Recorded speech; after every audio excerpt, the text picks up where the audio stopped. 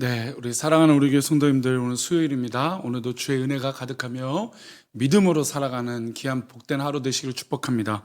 잠시 기도하겠습니다. 하나님, 오늘도 주님의 사랑을 누리며 그 주님의 사랑 가운데 믿음이 흔들림 없이 살아가는 우리 모든 성도들에게 도와주옵소서. 지켜주실 것을 믿사하며 예수님의 이름으로 기도합니다. 아멘. 네, 오늘의 말씀은 히브리서 3장 1절 말씀입니다. 제목은 예수를 깊이 생각하라입니다. 함께 읽겠습니다. 그러므로 함께 하늘의 부르심을 받은 거룩한 형제들아, 우리가 믿는 도리의 사도이시며 대제사장이신 예수를 깊이 생각하라. 아멘. 생각을 한다는 건 관심이 있다라는 것입니다. 관심이 있기 때문에 생각을 하게 되죠. 우리가 충분히 설명할 수 있는 연인 관계를 보게 되면 남성이 여성을 사랑하고 여성이 남성을 사랑할 때 사랑하기 때문에 관심 갖고 생각을 하게 됩니다. 저 사람이 무엇을 좋아하는 것인지, 또 나에 대해서 어떤 것을 더 좋아하는지, 또 나에 대해서 무엇을 싫어하는지. 근데 대부분은 좀 긍정적인 거에 대해서 생각을 많이 합니다. 나에 대해서 또 내가 이런 걸 좋아해, 저런 걸 좋아해. 그러나 반대로 저런 걸 싫어해. 그러면 싫어하면 그것을 행동하지 않아야 되는데, 사랑하면 싫어하지 않는 행동도 참으로 중요하지만, 그러나 전자, 내가 좋아하는 거에서만 꽂히기 때문에 대부분이 좋은 것만 생각을 하게 됩니다. 그러나 결혼하고 아니면 실제 연인 생활이 오래되다 보면 이제 좋은 것만 바라보는 것이, 좋은 것만 요구하는 것이 아니라 내가 좀 불편한 것들도 요구하게 됩니다. 그러면서 생각의 차이와 나를 사랑하지 않는가라고 생각을 하게 되는 것이죠.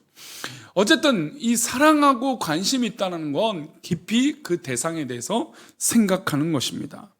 연인이 사랑하면 사랑할수록 그 상대방에 대해서 무엇이 필요한지, 또 무엇에 대한 요구가 있는지 생각하게 됩니다. 또 예를 들어서 돈에 대한 관심이 있으면 돈에 대한 생각을 하게 됩니다. 요즘 그 온라인 서점이라든지 여러 가지 책장 서적들을 보게 되면 거의 대부분이 돈에 관련된 겁니다. 그러니까 돈을 배워야 돈을 벌 수 있다는 것이죠. 돈을 벌어야 된다라는 논리의 모든 돈을 어떻게 하면 벌 수 있을까? 근데 죄송하지만 돈을 누구나 버는 거에 대해서 환상하고 있는데 그렇지 않아요. 세상의 방법은 아무리 주식을 하든 뭘 하든 모든 사람이 이득을 본다면 그러면 누가 있겠어요? 성공하고 돈을 번 사람이 있는 반면에 실패하고 돈을 잃는 사람이 있어요. 마치 인생의 도박 같은 것 같은 생각인 것이죠.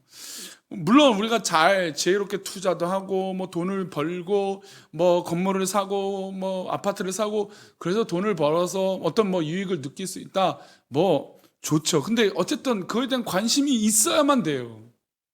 평상시에는 관심이 없는 사람이 그거를 따라잡을 수 있을까요? 쉽지 않아요. 아예 전업해서 그거에 대한 일들을 하지 않으면 어려운 것이죠.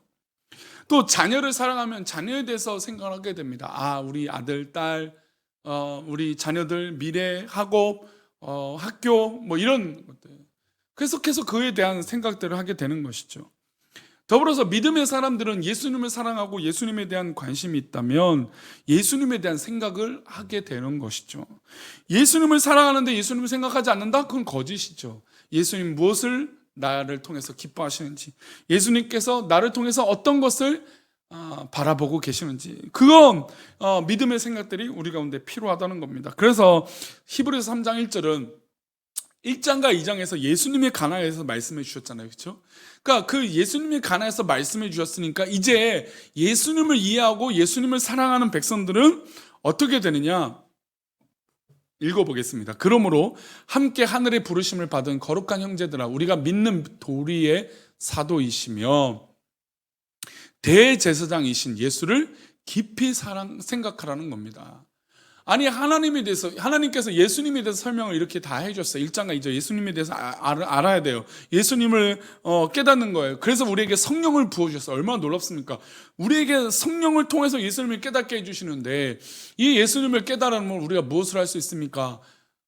우리가 구원받은 백성으로 고난을 피할 수 있게 되고 영원하신 것들을 쫓아 살아가게 됩니다.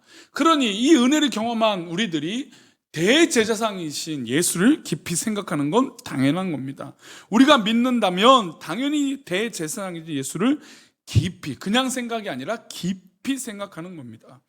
이 예수님은 신실하신 분입니다. 생각할 때 어떤 생각이 떠오르냐? 바로 신실하심이에요. 읽어봅니다. 그는 자기를 세우신 이에게 신실하시기를 모세가 하나님의 온 집에서 한 것 같이 하셨으니, 자기를 세우신 이에게 신실하시기를 모세가 하나님 온 집에서 한 것 같이, 모세가 이스라엘 백성들이 이끄는 이 광야 여정 동안 얼마나 많은 수고와 헌신과 신실함이 있었습니까? 심지어 이스라엘 백성들이 범죄하고 하나님 앞에 심판받는 그 순간에 하나님 생명의 책에서 나를 지워주십시오, 이렇게 얘기하며 이스라엘 백성들을 누구보다 사랑한 사람이었습니다.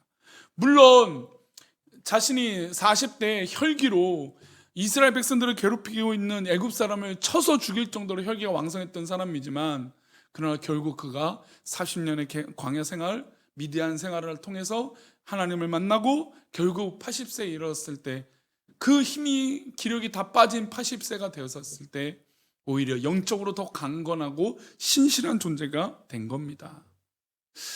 누가 그를 노인이라고 말할 수 있습니까? 저는 그렇습니다. 믿음의 사람들이 정말 강건할 수 있다는 것은 바로 예수를 깊이 신실하게 믿기 때문이에요.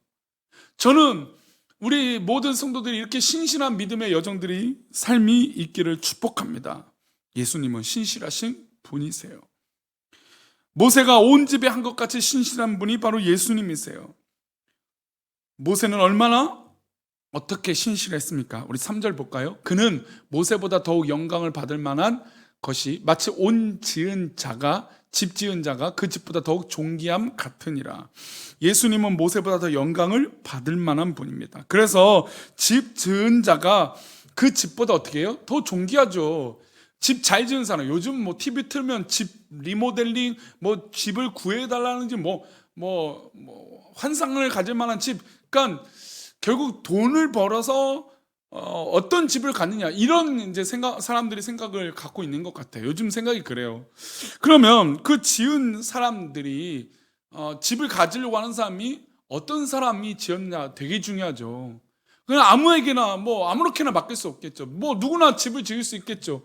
그러나 우리가 거푸집을 짓고 초가집을 짓는 게 아니잖아요. 그렇죠? 멋있고 아름다운 건물과 교회를 짓는 것입니다. 그래서 그 집을 지음으로 어떻게 됩니까? 정말 저 설계사는 멋지다, 저렇게 계획한 사람이 너무 멋지다 라고 생각이 드는 것입니다. 그래서 4절은 이렇게 말합니다. 집마다 지은 이가 있으니 만물을 지으신 이는 하나님이시라. 그 집을 만든 설계자가 너무 놀랍고 존귀하고 야 대단하다 하는데, 그 지으신 이가 바로 하나님이시라는 겁니다. 우리의 창조주 지으신 분을 아는 것 너무너무 중요합니다. 그래서 깊이 생각하는 겁니다. 생각하면 할수록 나를 지으시고 이 세상 만물을 창조하신 우리 하나님, 우리 주님을 더욱더 느끼게 되는 것입니다. 그리고 그분이 바로 예수님이시고 하나님이시라는 겁니다. 우리 이어서 읽어보면, 그리스도는 하나님의 집을 맡은 아들로서 그와 같이 하셨으니 우리가 소망의 확신과 자랑을 끝까지 굳게 잡고 있으면 우리는 그의 집이라. 그리스도는 하나님의 집을 맡은 아들로서 그와 같이 하셨다는 겁니다. 우리가 소망의 확신과 자랑을 끝까지 굳게 잡고 있으면 우리는 그의 집이 되는 것입니다. 사랑하는 우리 교회 성도님들, 하나님의 집을 맡은 아들로서 하나님께서, 우리 주님께서 우리를 굳게 붙잡고 있습니다. 우리는 그의 집이에요. 다양한 집이 있겠죠. 큰 집도 있고 작은 집도 있고 1층 집이 있고 2층 집이 있을 수도 있고 아파트가 있을 것이고 빌라가 있을 것이고 그냥 이렇게 다세대 주택이 있을 수도 있습니다. 다양한 집이 있을 겁니다. 그 다양한 집 가운데 우리를 이끌어 주시는 것이죠. 우리의 주인 되어 주신다는 겁니다. 그러니 예수님이 우리를 지으신 것이다. 그래서 소망과 확신과 자랑을 끝까지 붙잡는 겁니다. 6절 말씀 다시 보면 이런 말씀이 그 중간에 설명해요. 우리가 소망의 확신과 자랑을 끝까지 굳게 잡고 있으면 우리는 그의 집이라. 그러니까 하나님께서 우리를 지으신데, 그래서 우리가 집인데, 우리가 이 집을 끝까지 붙들기 위해서는 어떤 것이냐? 우리가 소망의 확신과 자랑을 끝까지 굳게 잡으면, 예수님께 모든 것이 있다라고 소망을 갖는 것입니다. 그리고 나를 구원하신 우리 예수님을 자랑하는 거예요. 이 두 가지를 굳게 잡으면 우리는 주님의 집으로서 쓰임받고 나아가게 되는 것입니다. 그래서 소망과 확신, 자랑이 필요하고 12절은 이렇게 말합니다. 읽겠습니다. 형제들아, 너희가 삼가 혹 너희 중에 누가 믿지 아니하는 악한 마음을 품고 살아계신 하나님께서 떨어질까 조심할 것이요. 소망과 자랑이 없는, 그래서 우리 가운데 의심하고 악한 마음을 품고 있으면 하나님께 떨어진다는 겁니다. 이게 예수님을 깊이 생각했을 때 얻어지는 결론이라는 겁니다. 아, 나를 지어주신 분이, 내가 집인데 나를 지으신 분이 바로 우리 하나님이시고 우리 예수님이다. 그래서 이 소망과 확신을, 자랑을 멈추지 않고 굳게 붙들고 있으면, 흔들리지 않으면, 굳게 붙잡고 있으면 된다라는 겁니다. 그리고 우리 가운데 악한 마음이 없으면 살아계신 하나님과 함께 영원히 살아갈 수 있다는 것이죠. 마지막으로 13절 말씀 읽어보겠습니다. 오직 오늘이라 일컫는 동안에 매일 피차 권면하여 너희 중에 누구든지 죄의 유혹으로 완고하게 되지 않도록 하라. 결론이에요. 예수님을 생각했을 때, 아, 내가 집인데 나를 지으신 우리 주님이 정말 너무나 대단하다. 아, 어떻게 나 같은 자를 지으셨을까? 너무나 놀랍다는 거죠. 그것이 뭐 부정적인 것이든 긍정적인 요소이든 그래요. 나 같은 인간을, 우리 세상 만물을 창조하시고 나에게 지으신 이 모든 것의 주인 되신 우리 주님, 그 주님에 대해서 소망을 갖는 거예요. 아, 우리 주님이 이 모든 것들을 해결해 주신다. 그 소망을 갖고 그 은혜를 자랑하고 악을 품지 않고 죄악 가운데 있지 않으면 하나님께서 우리를 사랑으로 끝까지 굳게 붙잡아 주신 겁니다. 그래서 13절에 말씀하신 것처럼 너희 중에 누구든지 죄의 유혹으로 완고하게 되지 않도록 우리를 붙잡아 주신다는 겁니다. 그래서 우리는 피차 권면해야 돼요. 13절 말씀 보면 피차 권면하여 라고 나와 있어요.